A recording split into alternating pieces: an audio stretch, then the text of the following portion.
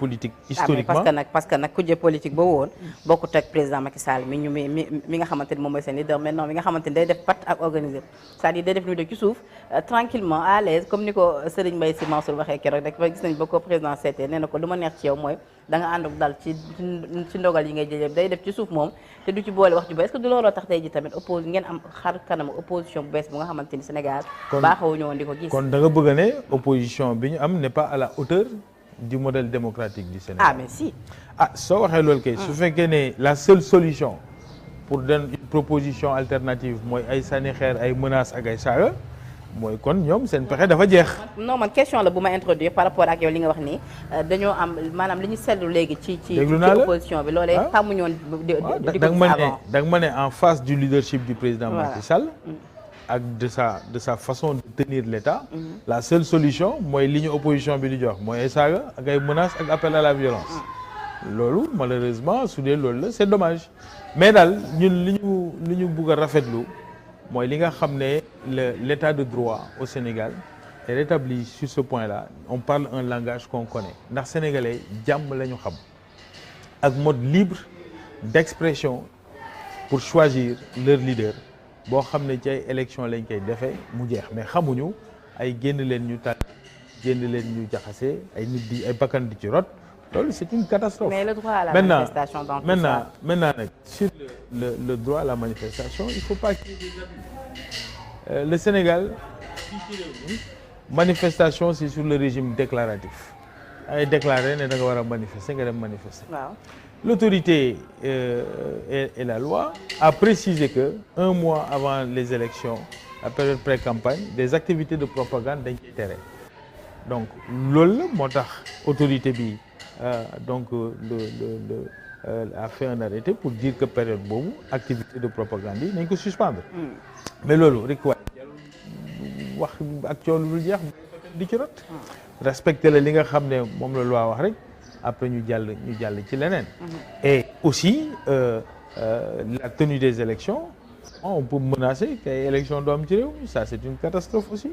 non ñoom moom loolu ñu waxoon sax dafa mel na xaw nañ ci rëccumtiku démb nag moom nag sama xar yooyu dafa mel dañoo xaw a xof nag démb xam naa di ngeen leen tiital keroog la parce que dem nañ ba ci biir xam le ni Sonko de par sa voix nee na dinañu dem ci élection yi te seen liste suppléant yi dinañ ko yóbbu ci élection yi donc mu mel ni comme la ñu waxoon ne élection du am sans seen liste nationale génn nañ ci ba mu set parce que xam le nañu dinañ dem ci élection yi ak seen liste suppléant yi déjà loolu sax dinañ ci gën a ñëw mais fi mu bëgg ñu taxaw ba tey mooy droit à la manifestation bi nga xamante ni keroog biñ leen ko teree gis nañu quand même ay leaders politiques yu bëri ñu ci teg leen ci loxo ñu mel ni ñoom Déthié ñoom Mame Diarra finalement ñu bàyyi leen est-ce que tamit jaroon na ñu yegg foofu yëpp. pour man ko ni tamit xam nañ ay opposants lañu et que tamit loolu mooy seen rôle de s'opposer.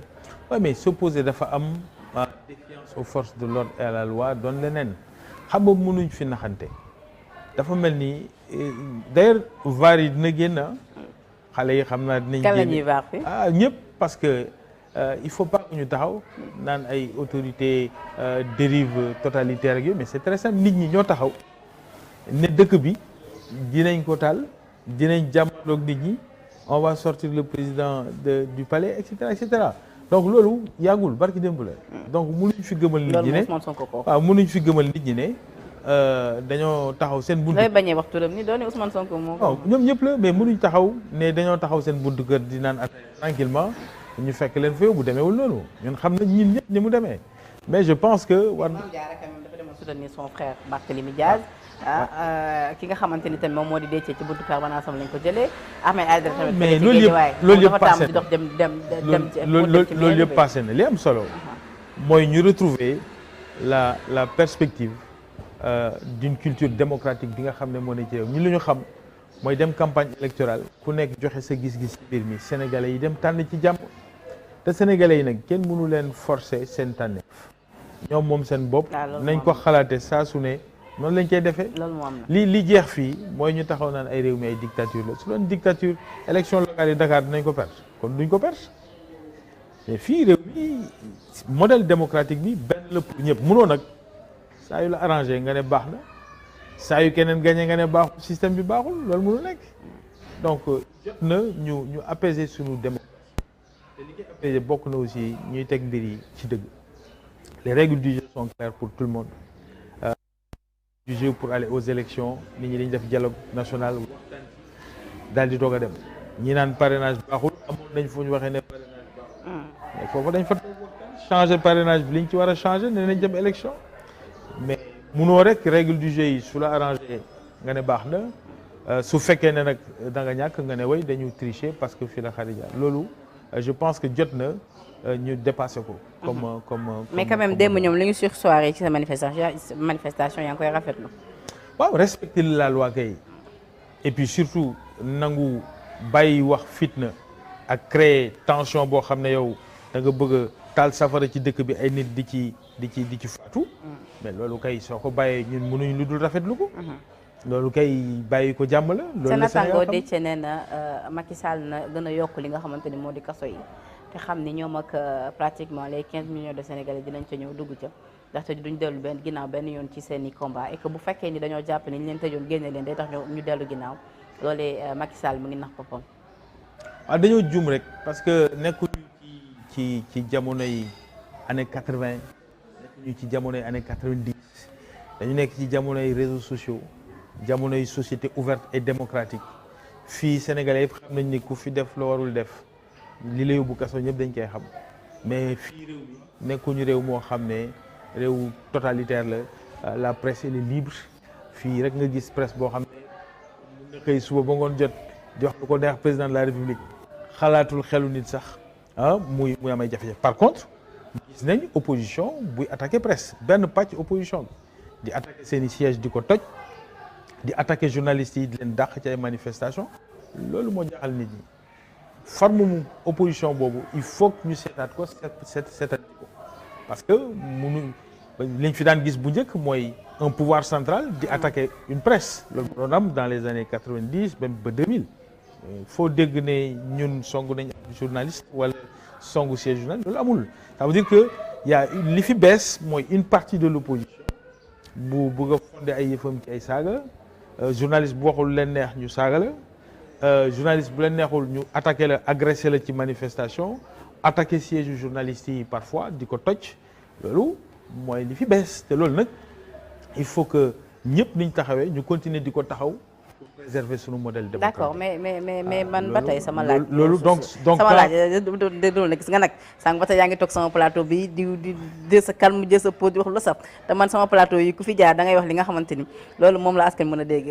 donc je rappelle toujours que vous suivez votre émission 13 minutes de vérité te nañu fi recevoir ki nga xamante ni moom moo di Pape Mahawa Diouf. Pape Mahawa nag bokk ci cellule de communication bu Benno Bokk Yaakaar waaye itam di directeur bu agence directeur général de l'agence sénégalaise moom la ñu am mbégte tey di fi recevoir file ci Sénégal 7 TV fi nga nekkoon am na solo mais dama bëggoon nga tontu sama laaj bi ma la laaj ni à savoir Déthié li mu wax noonu ni kaso ni nga ko yokk moo tax man la xam nga su ne kaso yi man nag nee naa ko Déthié demal rek te bàyyi ñun nous les autres 15 millions de Sénégalais ndax man moom bëgguma dem xam nga su ne kaso yi dañ ko yokk mooy maanaam réew bi réewum dictature la loolu lay junj waaw moo tax ma tontu la ne la réew mi su doon réewum dictature kon ñun duñ ñàkk élection yi Dakar réew mi su doon réew moo xam ne dañuy bundu xatal opposition bi di bundu xatal ñi nga xam ne dañu am seen àq ak seen yelleef kon journalistes yi duñ def seen liggéey ouvertement ak ci jàmm ma teg ci ne réew mi fii problème am fi ñu gis ne dañuy agressé ay journalistes su ko ci Déthié Fall la ndax seen coalition mooy attaqué journalistes yi di attaqué siège journalistes yi di saaga journalistes yi déggewul àddina bi ak ñi jàppul ne ñoom seen gis-gis ak seen opinion méngoo nag seen coalition donc totalitarisme fi ñu ko gisuñ ko ci nguur bi. mais est-ce que tamit doole boobu ñu am léegi yéen na leen ko xaw a may parce que Pape Mahawa seetlu nañ même en termes de communication maintenant bu waa Yewwi Askan bi génnee wax yéen ngeen génn tontu c'est-à-dire yéen au lieu kon ngeen wane c'est-à-dire yéen dafa mel ni changement de position dafa am maintenant yéen opposants yi ñoom ñoo nekk au pouvoir. te loolee démb Ousmane Sonko junj na ko nii. président Macky Sall waxoon na ni je vais réduire l'opposition à sa plus simple expression mais dafa mel ni ñoom ñoo leen réduire yéen à votre plus simple expression. waaw loolu ay wax la rek xam nga moom li muy wax dafay bëri mais loolu ay wax la rek. loolu daal sénégalais yi daal. nga ni moom sénégalais yi daal ñooy. nga ni Ousmane Sonko waxam dafa bëri. waaw bon sénégalais yi. ñoom ñooy dem élection tànn ña ñu yaakaar ne ñoo leen doy. c'est ça qui est important ñun liñ jàpp mooy sénégalais yi mooy vision bi. par contre lu ñu taxaw wax loo xam ne méngoowul ak lu nekk te na mu gën a gaawee na mu gën a bare. mais defante bi ngeen engagé. déedéet fu ñu taxawee wax loo xam ne méngoowul ak li nekk. te na mu gaawee na mu gën a gaawee na mu gën a bare. dinañ taxaw weddi loolu par exemple. suñu taxawee naan am nañ ay soutien wu leader politique africain amul benn leader politique africain boo xam ne il les soutient. deuxièmement. suñu taxawee naan. mais mun nañ am soutien suñu taxawee naan la communauté internationale traite le président de la République de tyran teguwul ci dara luy dëgg loolu tamit. mais loolu le président de la République. dans le cadre du G7. les plus grandes nations au monde ak les plus démocratiques on dit que le Sénégal est l'une des démocraties les plus résilientes au monde loolu mooy li nga xam ne mooy li dëgg mooy donc ñu ngi sabbal ca fa mu gën a kawee ci àddina bi modèle démocratique. G7 boobu nga tudd sax Sonko nee na président Macky Sall dañ ko fa invité nii peut-être pour colorier. mais amu foon présence et que pendant ce temps là ay doomu réewam ñi ngi faatu ci ay pirogue ca Kafountine. day wax rek waxu ci lu dem ca G7 bi. day wax rek terewul Sénégal moom sabbal nañ ko ak modèle démocratique am te président de la République taxawaay ba mu fa taxaw doon taxawaay bu rafet bu Afrique yëpp rafetlu bu Sénégalais yëpp itam wala rafetlu loolu mooy li nga xam ne mooy li baax pour réew mi ndax suñu sabalee démocratie Sénégal. sabaluñu rek. président Macky Sall mooy ki ko taxawal. mooy ki ko firndeel mooy ki def cette politique diplomatique bi joxe résultat yooyu. waaye réew mi yëpp la ñu teral suñu waxee loolu. donc loolu c'est bon que ñu di ko préciser. et puis aussi je pense que il est important que Pastef aussi rassurer nit ñi. parce que am na yu ñu dégg quand même ci ay enquêtes yoo xam ne tudd na. ay membres Pastef je pense que coow li muy bëri yëpp ñoom tontuwuñ leeraluñ loolu ñooñu ñu naan dañ leen a junj ci ay mbir te procureur bi wax ko. waaw te ñu ne ci seen parti lañ bokk. mooy force spéciale moom waaw ak seen xaw ma nu mu tuddati xam nga force spéciale lu muy def ci parti. ñoom war nañ leeral nit ñi ñu xam ndax ñooñu ci seen parti lañ bokk wala bokkuñ ci. parce que ñun dañ ko dégg rek.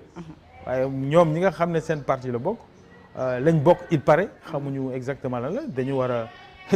gaaw nañ trop ci conférence de presse mais il faut ñu conférence de presse ci loolu expliquer nit ñi ndax ñooñu seen parti lañ bokk wala non ñoom moom li ñu wax Sonko ci conférence de presse ba lépp juñu na ko nee na li ngeen bëgg rek juste rek moo di ñu ngi jégalu nag ci bruit yu ngeen di dégg xam nga rek ñu ngi plein air loolu c'est tout à fait normal mais Sonko ci conférence de presse ba lépp xam le woon ne li ngeen bëgg rek moo di coller ko motif patamee ko tëj ko moo tax ngeen koy rattaché ci ay rebelle ak ci ay forces spéciales yooyu je pense que tontu na ci ba pare kon non xam nga loolu ba tey complot la non xam nga loolu ay du caaxaan man je pense que mun nañ def commentaire politique sur des choses mais lorsque il y a des faits yu génn ñu bind ay turu nit des gens qui sont seraient membres de ton parti ñu jiiñ leen ne dañu xaw a doon bëgg a def ay attentat ci biir réew mi mooy faire exploser la centrale de Cap des Biches ak faire exploser le TER yow dina baax quand même nga ñoo taxaw ne ñii ci sama ñooñ lañ bokk wala bokkuñ sama ñooñ loolu laaj bu simple la. kon daal da nga bëgg muy indi ci ay leeral.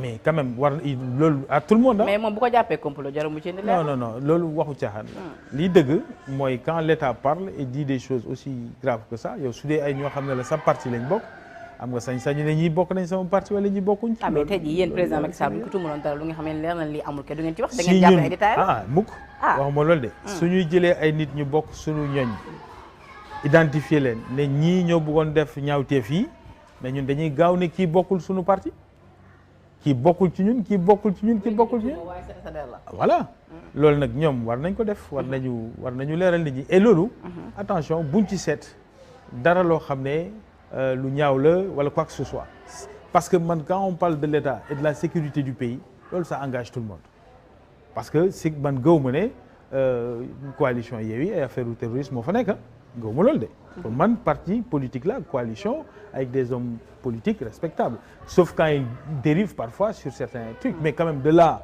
à avoir des membres de leur coalition yu doon bëgg a def yu demee noonu dañ ci war a wax dañu war a leeral nit ñi ne ñii bokkuñ ci ñun wala bokk suñ ci bokkee itam yëguñu woon ne lii dañ koy def te ànduñu ci loolu suñ ko deful c'est quand même très très grave de mon point de vue. d'accord leeral boobu day dafa baax daal dafa am solo. leeral boobu dafa baax mais maa ngi lay wax depuis sànq ñi la ñoom leeral nañu autrement c'est-à-dire xamle nañu ni loolu ngeen xamle ba ci procureur stratégie de com bi mu jël ci côté bu ànduñu ci parce que procureur ba muy def sortie wax ci rebelle bi di Ousmane Kabiline Diatta dafa defoon face à la presse xamle ko bi ñu jàppaate après ñi nga xamante ni moo di les 11 présumées personnes yi bokk ci force spéciale bi dañoo jël benn xibaar bi rek ba di koy baaxee benn pàcc ci presse bi ñu daal di koy relayer ci